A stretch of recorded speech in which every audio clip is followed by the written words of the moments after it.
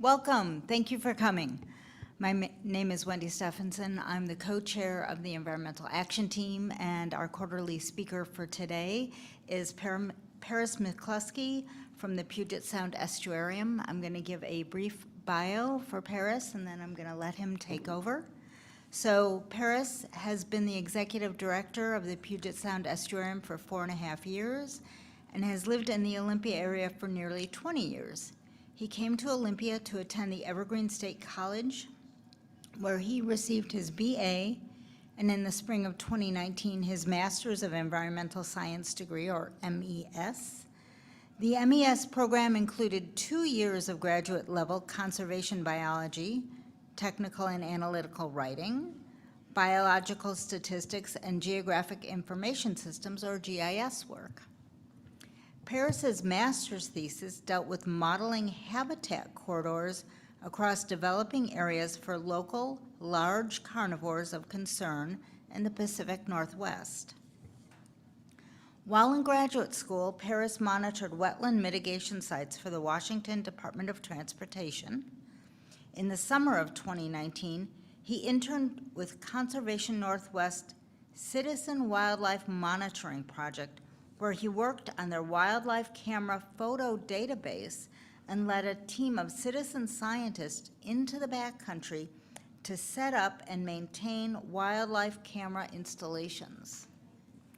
Before graduate school, he spent 5 years as a manager of 2 departments and a member of the Local Products Committee at the Olympia Food Co-op. Paris, take it away. All right. Well, thanks, everybody. Thanks for having me today and allowing me to talk about the Puget Sound Estuarium. So Puget Sound Estuarium is an environmental education center in downtown Olympia. Its estuarium is a combination of words, estuary and aquarium. So we specialize in estuary education, and we have aquaria of animals that you would see out here in the intertidal zone of the ecosystems here in the South Puget Sound. So let's go ahead and, is this clicker working? It was, oh yeah, there we go. Okay, so mission and background. So we provide learning opportunities for community members of all ages to connect with, protect, and to enjoy the unique estuary system and ecosystem of the South Puget Sound and the greater Salish Sea ecosystem. Our motto is to explore this place with our community, to connect people to place, the land here in the South Puget Sound, and inspire everyone that we come across to spread this mission of conservation and by educating the public and spreading the message of conservation and protection of the South Puget Sound ecosystem. And we are a registered nonprofit. We were started in 2007 by the South Sound Estuary Association. We were incorporated as a nonprofit in 2011, and we moved into our downtown facility in 2014. So I will go ahead and, okay, so our role in the community is to provide opportunities to learn about our estuaries. Why is that important? Well, Puget Sound is the largest estuary in the United States by volume, second only by shoreline to Chesapeake Bay. So we have estuaries are important because they provide nursery habitat for animals. Both freshwater animals and saltwater animals, so marine and freshwater, aquatic. So it's where those two ecosystems meet. It's a very important habitat. It provides high diversity of life, what we call in the field diversity hotspots.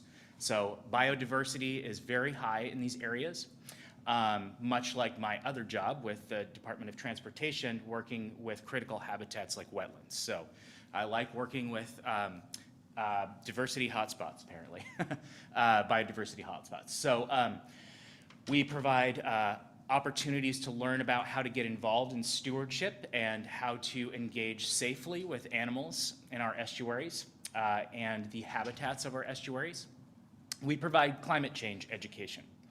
Also, this is very important because as climate regimes change with climate change, we are experiencing more extreme weather events, as I'm sure you all know, and estuaries help greatly with this by providing a buffer between our communities and the sea. So they absorb a lot of flooding events, they prevent erosion, and they provide ecosystem services, which I'll get into throughout this presentation. Okay, so as I said, we are located in downtown Olympia. We are right across from the Olympia Transit Center. We're open for the public from 11 to 4 on Saturdays and Sundays. And we have a lot of tanks, both freshwater and saltwater tanks, with local animals. And we also have exhibits we partner with 40 different organizations throughout the community, both regionally and locally, on our exhibits. So a lot of educational exhibits and aquaria. We do a ton of outreach in the community. You can find us on our website. It's very easy to find, PugetSoundEstuarium.org. We do a lot of online education, especially for local educators, which is all free for educators to download all of our lessons from our website. Really opened that up a lot during COVID, and we kept going with it and providing free services. Sorry, this thing's a little touchy. So we have our social media sites. You can find us on Instagram, Facebook. We have our newsletter. If you like what you hear today, come by the estuarium, sign up, or go to our website and sign up for our monthly newsletter. And we have virtual exhibits and events like our Discovery Speaker Series. So that happens in the fall and the winter when people don't want to be outside doing outdoor education quite as much. We provide speakers online. Okay, so community outreach. We do a ton of community outreach. We booth at about 30 plus different events, regionally and locally, throughout the community. And yeah, you'll find us at Harbor Days, you'll find us at Ole Summerfest, you'll find us at basically most local and regional events. We have our education and outreach booths provide a very accessible place where everybody can experience some of what you would experience inside the estuarium for free. And it's sort of an introduction to what we do and an introduction to estuary ecology. All right. So we have a lot of programs for the public. One of them that you'll notice this summer is we are going to be at local beaches. We do this every summer. We have done this. This is our longest standing program, Meet the Beach. So we have trained beach naturalists who go out to local beaches and do interpretation for free for the public. So you'll see our calendars online at the estuarium, they'll give you the times and dates where you can find our beach naturalists on the beach. And if you're on the beach that day, you can ask them any questions. You can comb the beach with them. And we'll be talking about the local animals that you can find, their life cycles, their adaptations, and also how to interact with them safely and humanely on the beach. So it's a really fun program. And we're going to be all over the beaches this summer. Peer Peer. It's a really great program we do in Mason County and Thurston County. We do it in Thurston County twice a month in the spring and summer. And in Mason County, about 4 times a year, different locations. What we do is we go out at night and we drop fishing lights down in the water, and we have a remote operated vehicle that has a camera up on the pier, so you can see both the sea life on the sea floor from our monitor on the dock, and then you can also see the animals that come and are attracted to the fishing lights. So this is a cool opportunity to actually see marine life that is only coming out at night, so that you would not see during the day. So it's a really interesting. We've seen squid, we've seen we've seen octopi, we've seen some very reclusive animals at these events, and it's a really cool opportunity to bring the whole family out. learn about these animals. Why are they nocturnal? Why are they only coming out at night? And we safely handle them and talk about how they fit into our marine and intertidal and estuarine ecosystem. Okay, so I'll just run through some of the rest of our all ages. We have a lot of programs. Our Sea Stroller program is a historical program that talks about, it's actually a walking tour around the historical shoreline of Olympia. And we talk about everything from the geologic process of how Deschutes Estuary was formed, all the way to when the Fifth Ave Dam was built and dredging occurred to build up the city of Olympia, including the Port Peninsula.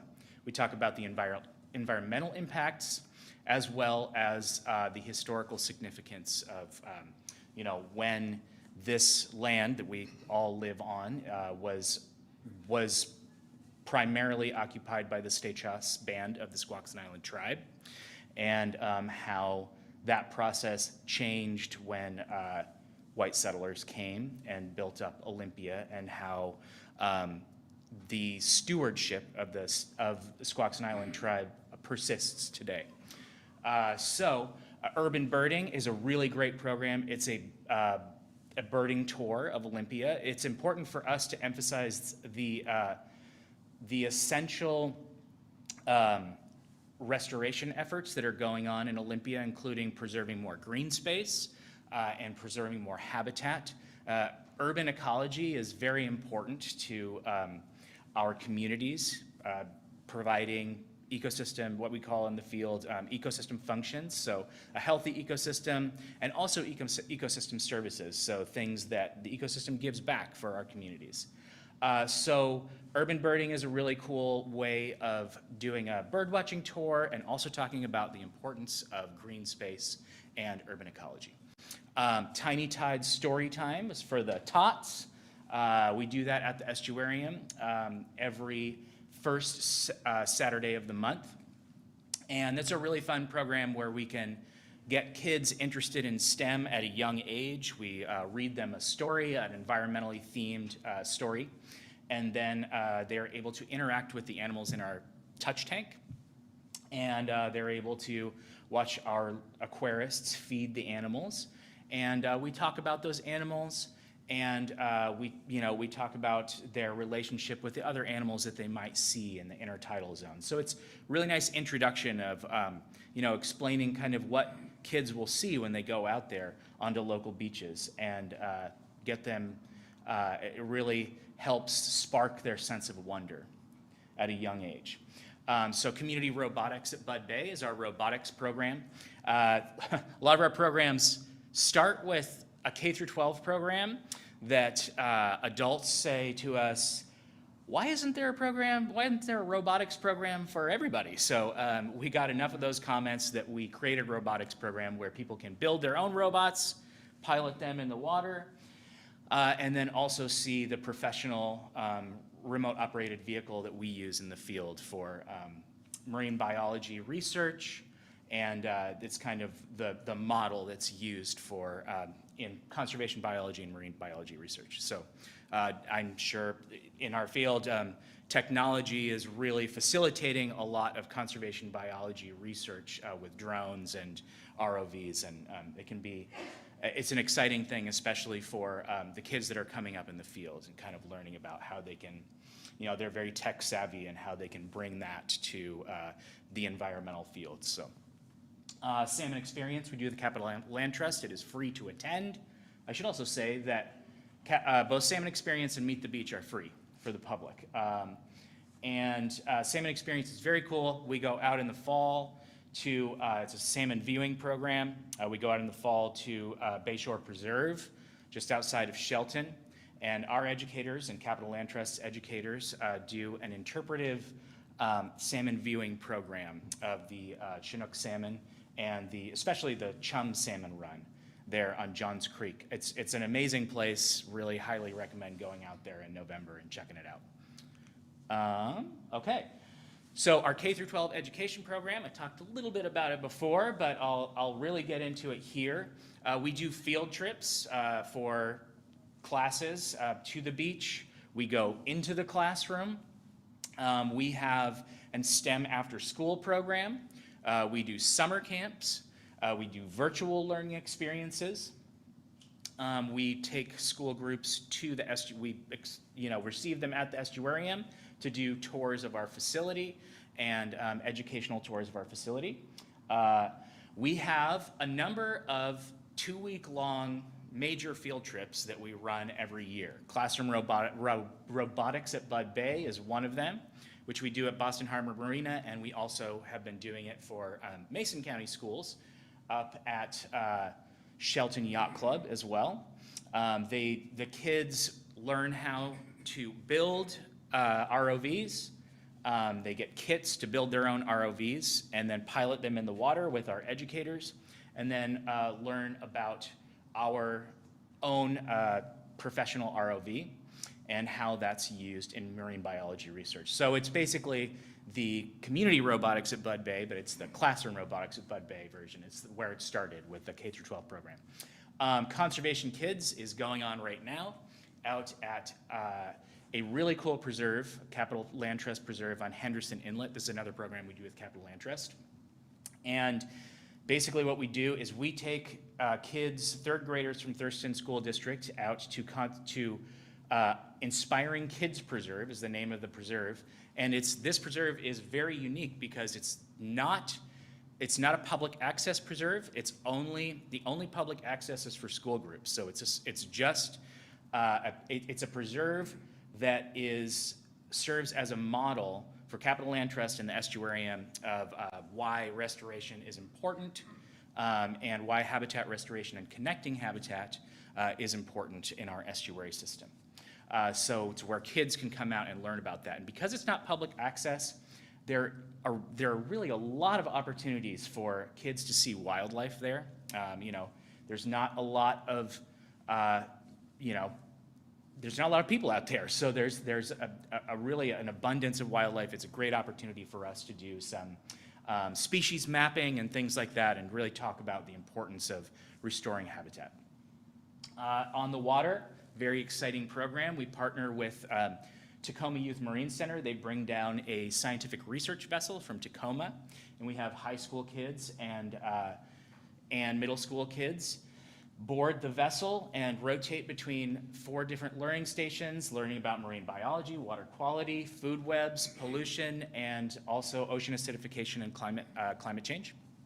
And it's a really cool program because they're out in Bud Inlet, and they're able to use actual field biology research.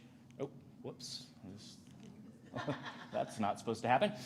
So they're able to use field biology research methods and learn about water quality testing methods and things that if they want to get into the field, it's a really good sort of springboarding point for their careers. So if they're interested, especially for the high schoolers, in marine biology, it really gets into the field methodology that they're actually practicing out there on a boat. It would be the same methods that they're using. So it's really very hands-on. Estuary Life and Landforms. This is a program that we do for Olympia School District 5th graders, and I'm proud to say we served all of the Olympia School District 5th grade classes in 2023 in the fall with this program.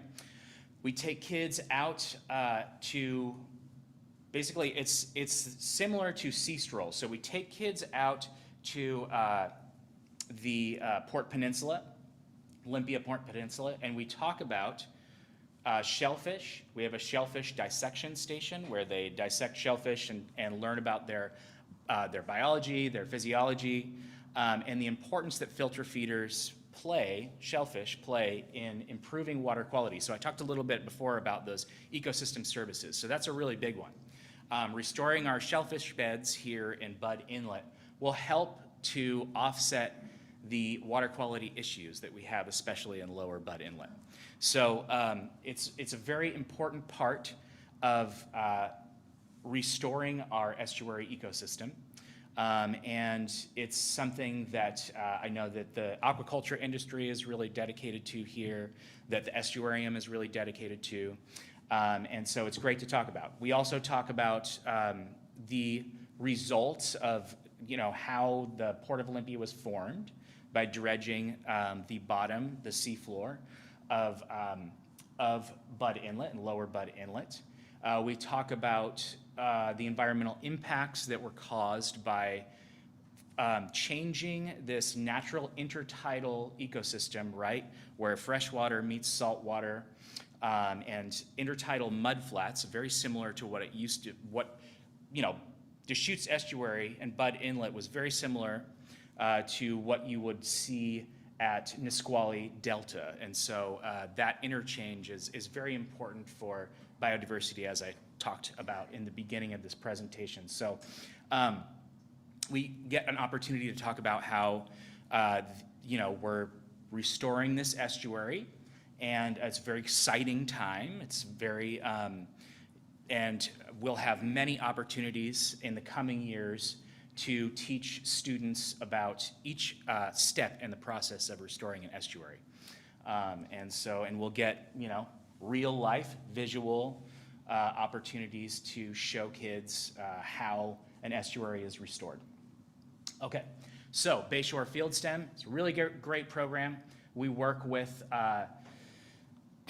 this is another one that we do with Capital Land Trust out on Bayshore Preserve for 7th graders from Oakland Bay Junior High. And they learn all about freshwater and saltwater systems.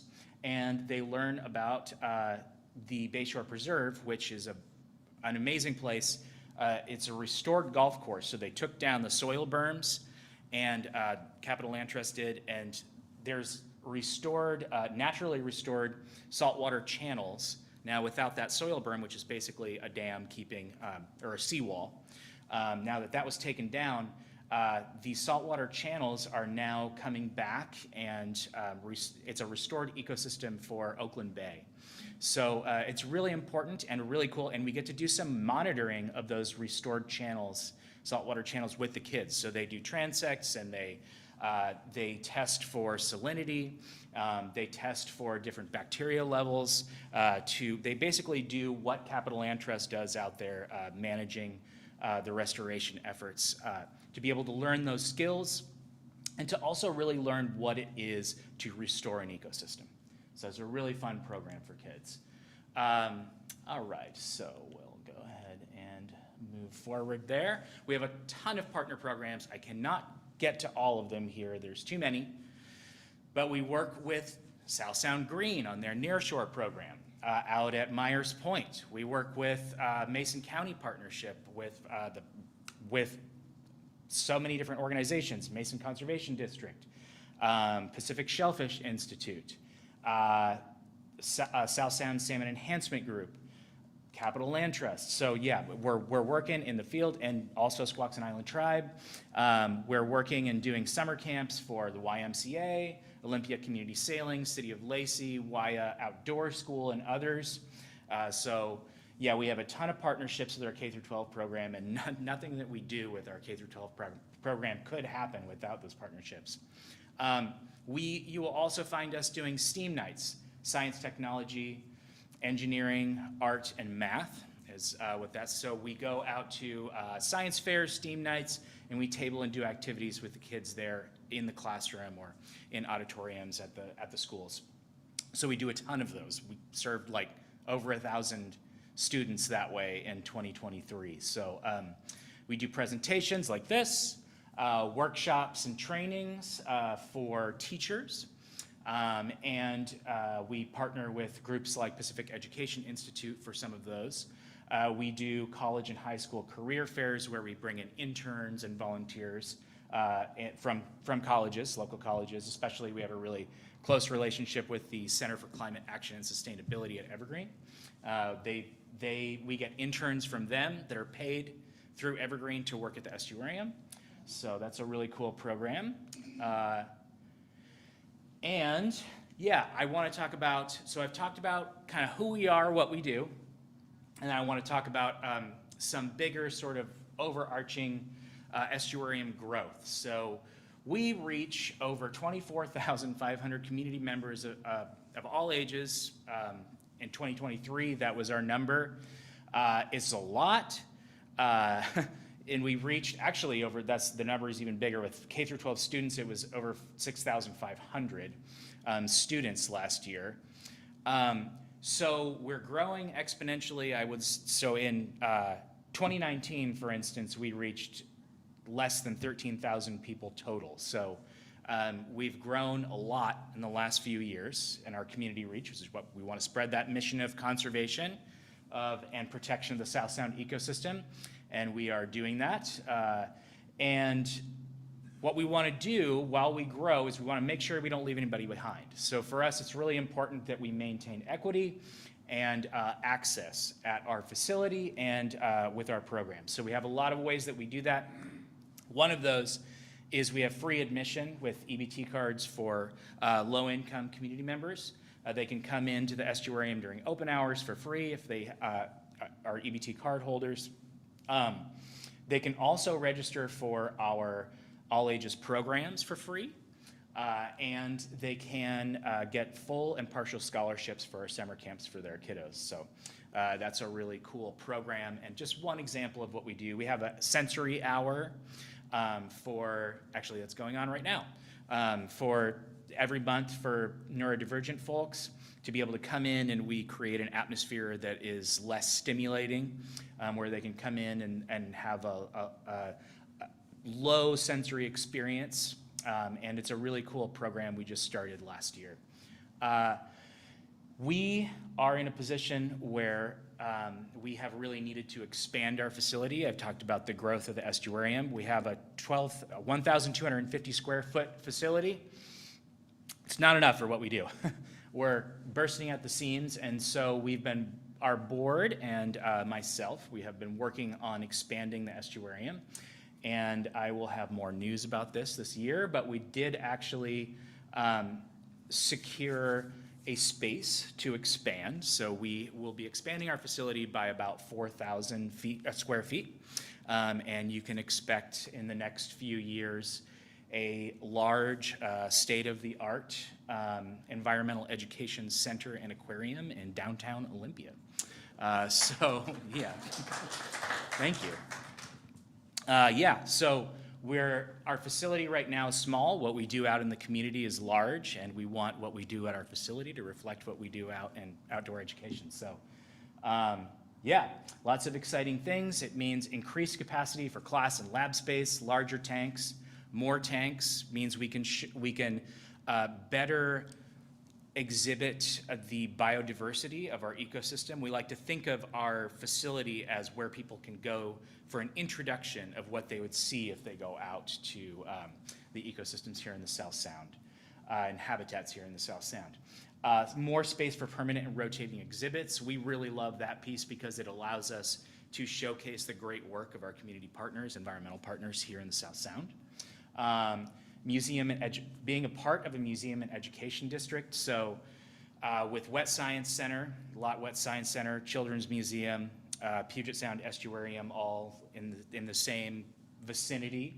That is a great museum and education district right in our downtown, in our fair city. It's really, we're fulfilling a sort of trajectory of really embodying a regional resource for environmental education for the South Sound. So that's been our goal and our what we've been really pushing for and doing quite successfully in the last few years. So that's a little bit about us. If you want to get a hold of us or check out our website, I'll actually leave my cards here for you all too. So you can pick up a card. Reach out to me if you have any questions. We'll do a little Q&A once this is over. But if you're interested in volunteering, you want to know about some of our events, these are some good starting points. Our email addresses are really easy. Mine's just paris@pugetsoundestuarium.org. You can start with that, ask me any questions, and I can direct you to our education coordinator or our communications and development coordinator or whoever. Please do reach out to me. I love fielding questions from community members. It's one of the things I like doing the most in my job. So, okay, now I want to get to your questions for me, and go ahead. Oh, I think we need to use the microphone for questions too. Yeah, for the folks online.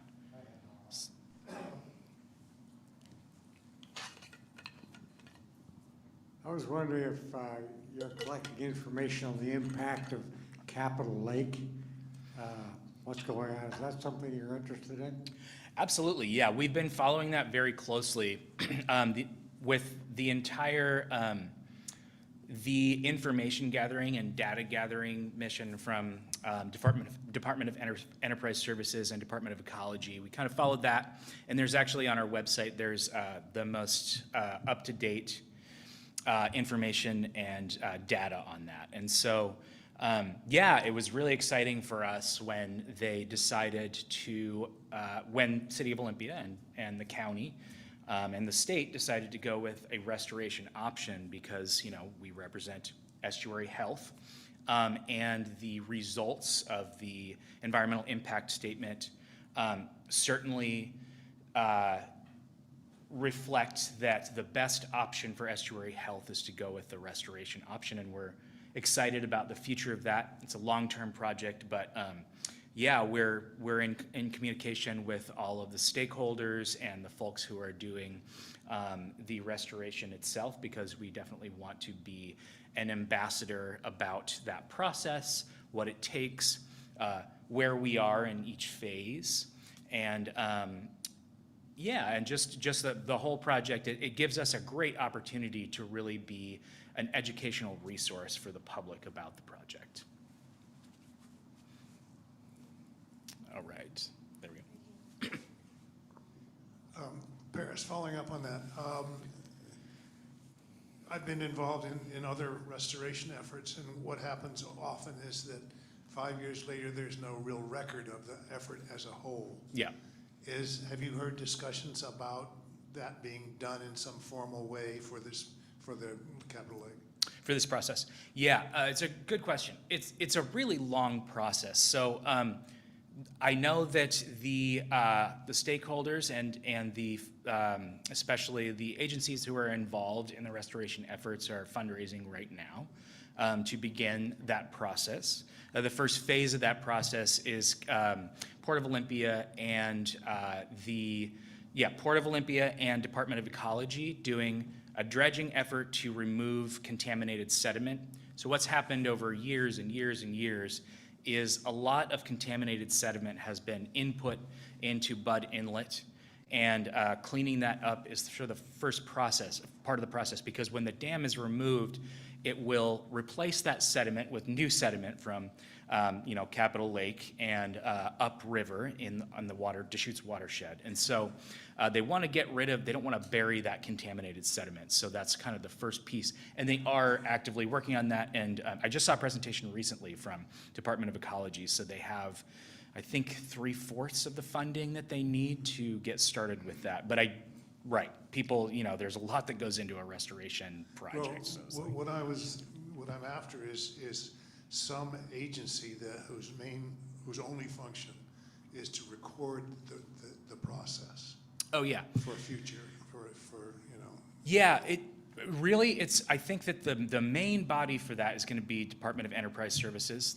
They've been handling that piece of it, throughout the entire environmental impact research period, and so they will definitely be kind of informing the public about that and informing us, and so we can really point people in the right direction about where they can get resources, and we can let people know where the process is and in which phase we're in.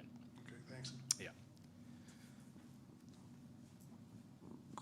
I don't know if anybody pointed out the connection between the estuarium and this congregation. The two members of our congregation, Ken Gusa and Diana Larson Mills, were instrumental, as I understand, in establishing the estuary. That is correct. Yeah. So Diana Larson Mills and the late Ken Gusa were the co-founders of the organization back in 2007. would like to take this moment to really, Ken Guza passed in late 2023, and he was so important to our organization and everything that we do. And without Ken's work, we would not be here today. So really laid the groundwork. And, his goal, my goal, was to really see this process through to expanding the estuarium and the organization and the facility. And he passed right before that was, realized. So it's a really unfortunate thing, but like I said, he really helped lay the groundwork to make that happen. So we're very appreciative to Ken and Diana, of course.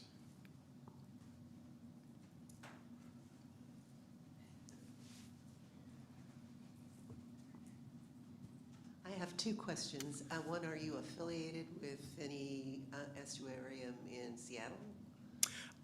We are, yeah, good. It's a great question. So we are actually a part of the Community Marine Centers of the Salish Sea Group. So it is a group of marine centers, not necessarily aquariums, but marine centers in smaller or rural communities. Not that Olympia is a rural community, but they're smaller to mid-sized facilities and organizations that specialize in marine education. For instance, some of the other affiliates are like Port Townsend Marine Science Center, Faro Marine Life Center up in Port Angeles, Sea Discovery Center in Poulsbo. So we are affiliated loosely with, say, Seattle Aquarium, but we're more similar in size and mission to some of those other groups that are not just aquariums, but marine discovery centers or education centers that have aquaria. So hope that answers your question a little bit. Yes, it does.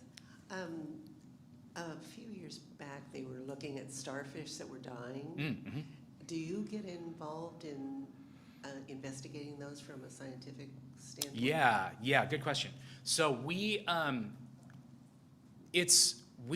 not we don't have a community science program. We're an environmental education organization at this time, but we do get involved with programs to spread knowledge, for instance, about things like invasive green crab, which is, invasive green crabs are starting to take over most of Puget Sound and are sort of starting to migrate down here to the South Puget Sound.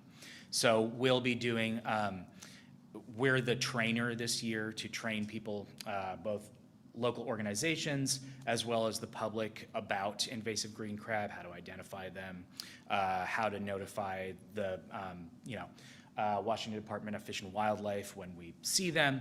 So similarly with sea star wasting disease, which I think is what you're referring to, we do provide education about the symptoms of sea star wasting disease. If you see it, where to go with that information. It's important to, again, contact Department of Fish and Wildlife. If you think you have identified sea stars that have sea star wasting disease. It is a real problem that is exacerbated by climate change.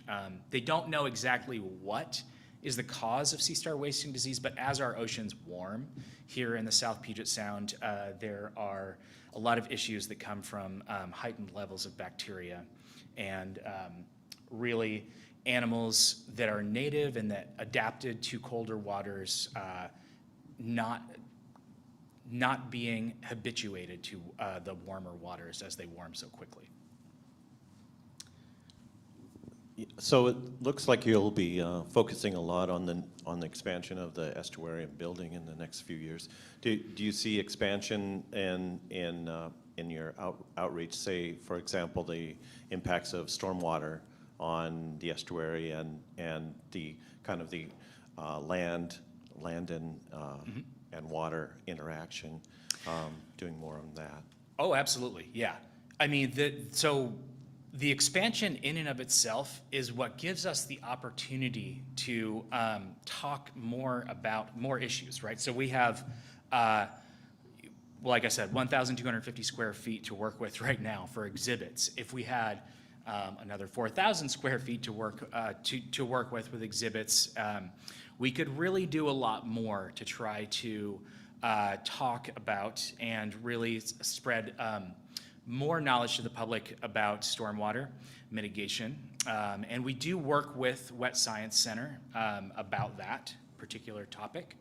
And we go over that in our Sea Stroll tours, our Estuary Life and Landform tour, or field trip for 5th graders.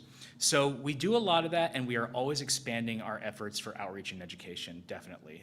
We will need to put a concerted effort into expanding the facility, but our whole reason for expanding the facility is to branch out in terms of outreach and education about our issues, environmental issues here with our estuaries. Okay, I have one question. Yeah.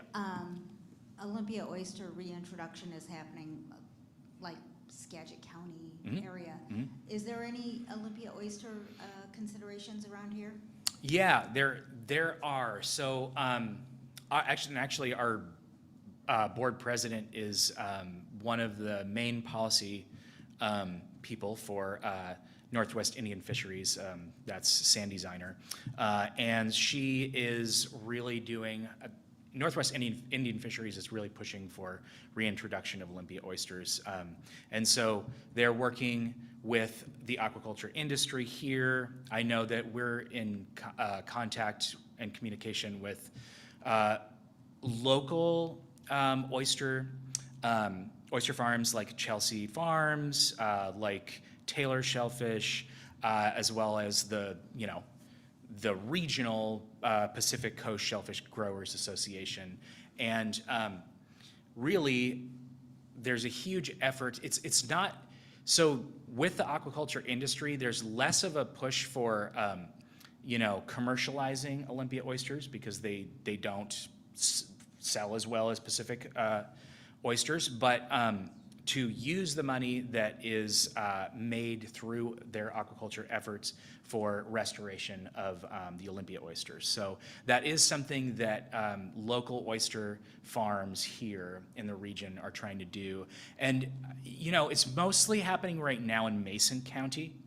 But I know that Nisqually Tribe and also Squaxin Island Tribe are really trying to bring that down here to our local estuary here in Deschutes Estuary and to Bud Inlet. But we really need that intertidal exchange for a healthy oyster beds. So it's the water quality is a major concern in lower Bud Inlet right now, and it's not prime habitat yet for restored oyster beds. So that's coming though, yeah. All right, are there any other questions for our speaker? All right, thank you so much, we really appreciate it. Yeah, absolutely, thanks everybody, thanks for having me. I'll leave my cards here, go ahead and take one, ask me any questions after the fact.